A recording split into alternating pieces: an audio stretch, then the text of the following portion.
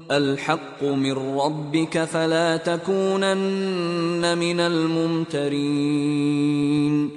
ولكل وجهة هو موليها فاستبقوا الخيرات أينما تكونوا يأت بكم الله جميعا إن الله على كل شيء قدير.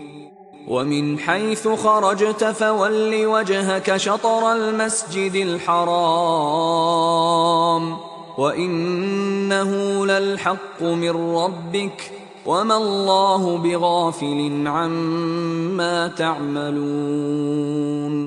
ومن حيث خرجت فول وجهك شطر المسجد الحرام وحيث ما كنتم فولوا وجوهكم شطره لئلا يكون للناس عليكم حجة إلا الذين ظلموا منهم فلا تخشوهم واخشوني ولأتم نعمتي عليكم ولعلكم تهتدون.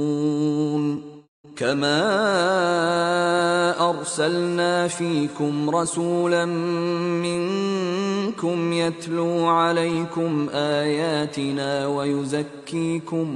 ويزكيكم ويعلمكم الكتاب والحكمة ويعلمكم ما لم تكونوا تعلمون.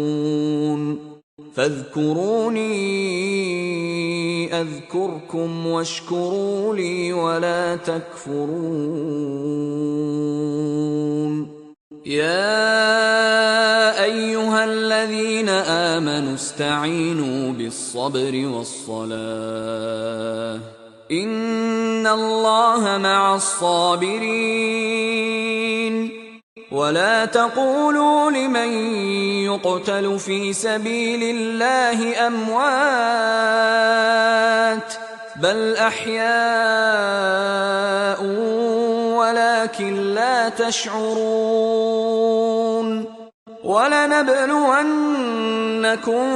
بشيء من الخوف والجوع ونقص من الأموال والأنفس والثمرات